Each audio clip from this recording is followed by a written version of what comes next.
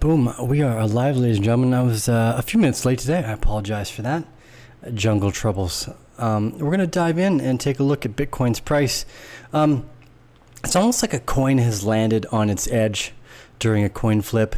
We are kind of right in the middle of a few things, so I want to go over and just chit chat about Bitcoin's price here. Boom, there it is, Bitcoin. Whew, on the 6 hour.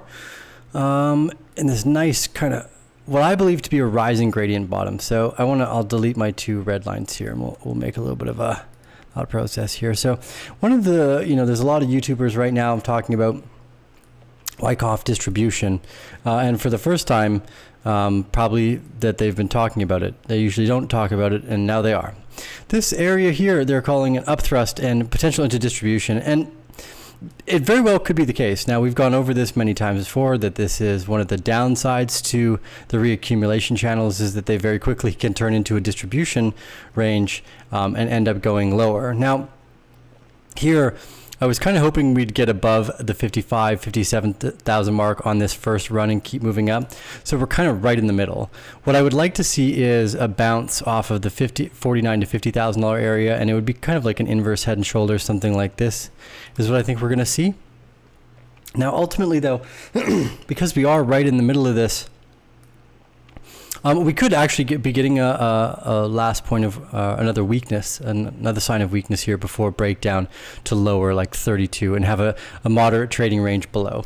That was this is a possibility as well. But the other day I came out feeling fairly bullish, and there's a reason for that. It's because the supply signature here did not increase on the run up, and this is usually the upthrust and distribution. So we saw the distribution power, but no upthrust supply signature. So what this makes me think is that we're actually witnessing a rising gradient bottom, and then it's a sign of probably much bigger players here accumulating with a more let's say with a bit more strategy than you would expect. The retail sector does not have. So there's a high chance of probability at least in my mind at this point, that what we witnessed was a spring, and then we continue higher. So I did take some risk off the table. I talked about that in our previous video, just because we're right in the middle of the bull market, and we could come down to 30,000, and we could jump above 57.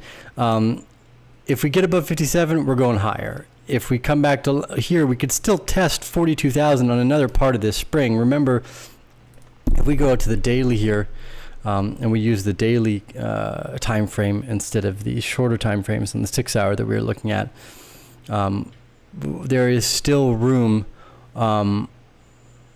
to test the trading range here with a spring, and that happens, right? So it wouldn't be out of the ordinary to see a quick little wick down to 43,000 or something potentially as well. But ultimately, I'm very bullish. And then there's we'll go over some signatures here really quickly. Now, Ethereum jumped up quite nicely the other day into this $2,700 area, and it's kind of hit the top line of resistance. So if we measure back here, there's been this kind of rising channel we are trying to get out of when we hit our first resistance in 2000. We've run right up against the bottom of that after we kind of fallen out and gone into this sideways trading range most recently. So we've ran up into that resistance, and almost always, well, first off, when you go up 30-something% in 5 or 7 days, it's very likely that we see a few days of down in Ethereum here as well, just because so much green is usually at least a little bit of volatility to the downside comes into play, which I think we're about to witness now. So a little bit of downside both in Bitcoin and Ethereum is going to move a good chunk of the markets, and we're seeing that. So some of our favorite plays like Serum, which we're going to start doing a bit more deep dives into. Serum is one of my favorites. We've gone down, we've had our SOS, we're having our backup phase, we're right at the top of the trading range now, and we've got support around $8 looking like is going to come in. So we're seeing strength in other areas of the market. FTT is itself kind of right on the edge of its coin toss as well, having made entries for the FTT token way back here based off these horizontal trading ranges on around March 25th here.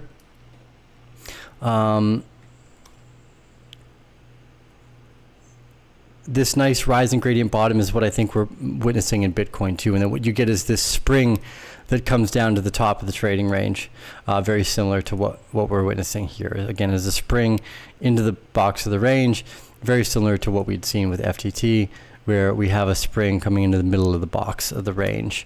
Now FTT is finalizing this nice rising channel. It's found some support right on the $50 mark effectively. So I would like to see a nice close above $50, and that's giving me a bit more bullishness. Now, I just wanted to go over that today pretty briefly. We're going to keep the ideas pretty short and simple, but ultimately I stand by the same idea. Well, everyone else is feeling somewhat bearish probably. We could get a quick wick down, but when I go to the grayscale data that we've been looking at, it's got to reload here. Go to the grayscale data that we've been looking at and what we've been using here for a little while now. Let's see, favorites, the stock to flow deflection model. This is the one I wanted to go to. Just kind of reiterate my thoughts here.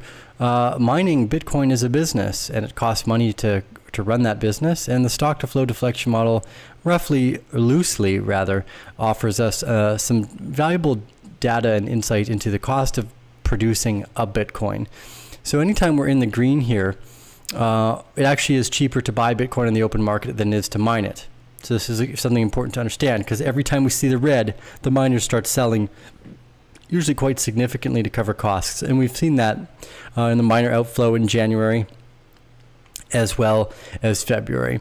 And also note that on the longer time frame too, is very rarely that Bitcoin spends too much time down in this 0.5 deflection area as well. So at this depth of the bottom of the green troughs effectively. So as we get closer and closer, looking at today's data, where we are on the right hand side of the screen, this movement lower and lower into the green as we zoom in, this is usually about the bottom, around 0.5. We're at 0.57, 0.6. So we're pretty close to the bottom of the price, most likely in Bitcoin. It's just my personal thought. I'm standing by that conjecture. I believe this is spring. Yes, I had also said we'd probably do this. We'd get a test up here and then a test back before going back to the top of the range. So this is not unusual to me that we're having a little bit of red today, and especially with Ethereum after just the last few days of green. Although this is going to be a really big test moment for Ethereum. I'm really interested to see what it does after this. Anyways, we'll leave it at that. Thank you guys all for joining us today. I will go over a few more tokens in separate videos over the coming days. I will try to, just like I said, do one by one type mentalities, but I'm still leaning quite bullish for Bitcoin. I think this is a rising gradient bottom. I think we can see that in the on-chain data.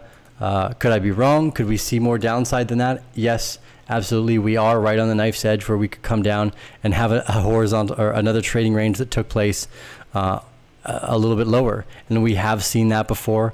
But in my opinion, we are right in the middle of this bull market, so I am not sweating at all. Anyways, to with the Arcane Bear, please follow us on all the social media channels down below, whether it's LinkedIn, Twitter, or Instagram. Please click subscribe on our YouTube channel as well. Leave your thoughts, your comments. We hope you guys enjoyed today's video, and we'll see you on the next episode. Boom.